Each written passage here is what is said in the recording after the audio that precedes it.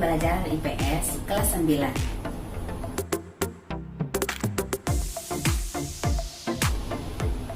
Pada pembelajaran kita kali ini, kita akan membahas tentang pengaruh perubahan ruang dan interaksi antar ruang.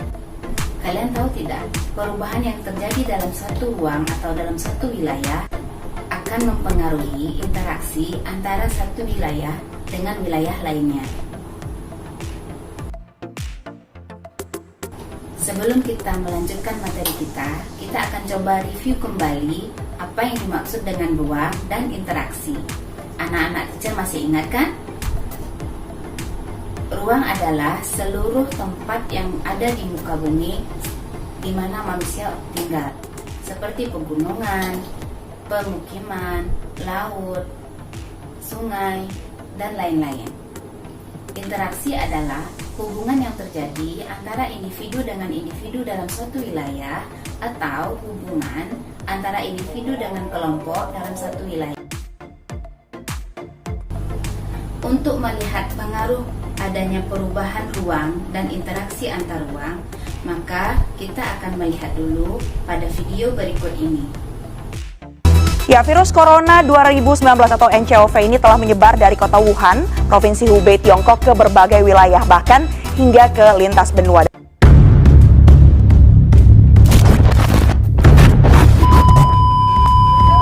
Dua orang di Indonesia resmi dinyatakan terinfeksi virus corona. Emang sejak pertama muncul, jumlah orang yang terinfeksi di seluruh dunia terus naik sangat cepat. Melihat keadaan ini, apa sih yang harus kita lakuin? Dari video tersebut menjelaskan bahwa dunia saat ini sedang mengalami atau terjangkiti oleh wabah yang disebut dengan corona atau COVID-19.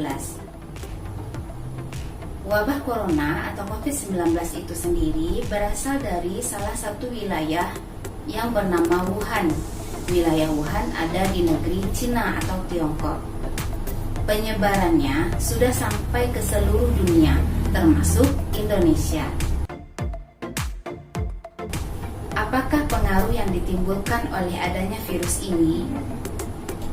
Kita akan bahas satu persatu. Dampak yang pertama adalah dari sisi ekonomi. Kenapa virus corona bisa berpengaruh terhadap ekonomi suatu wilayah atau suatu negara? Dengan adanya wabah ini, kita dianjurkan untuk tidak keluar rumah. Otomatis dengan kebijakan ini, industri akan mengalami dampak. Contoh, warung atau rumah makan atau toko-toko dan swalayan-swalayan akan sepi pengunjung, sehingga penjualan mereka menurun. Akibat dari penjualan mereka yang menurun adalah PHK karyawan. Kenapa harus PHK karyawan? Karena perusahaan tidak sanggup lagi untuk memberikan gaji terhadap karyawannya. Dampak yang kedua adalah dari sisi sosial. Wabah ini memberikan dampak yang besar terhadap kehidupan sosial kita, yang biasanya kita berinteraksi dengan teman, dengan saudara, dengan keluarga kita secara langsung. Dengan adanya wabah ini, kita tidak bisa bertatap muka secara langsung karena kita harus menjaga jarak antara individu dengan individu yang lainnya. Dampak yang ketiga adalah dari aspek budaya. Wabah ini mengajarkan kita untuk hidup dengan pola yang lebih sehat.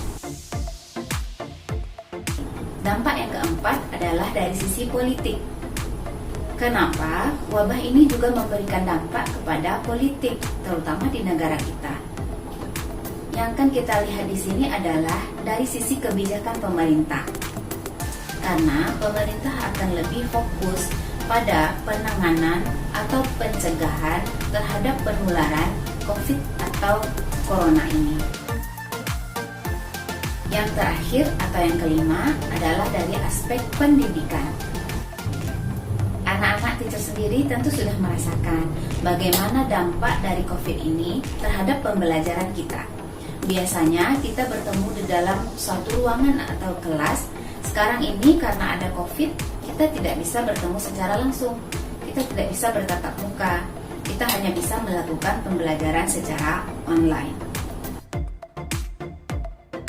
Nah, dari materi ini dapat kita simpulkan bahwa perubahan yang terjadi dalam suatu wilayah, baik besar maupun kecil, akan memberikan dampak atau pengaruh terhadap interaksi di dalam wilayah tersebut ataupun dengan wilayah lainnya.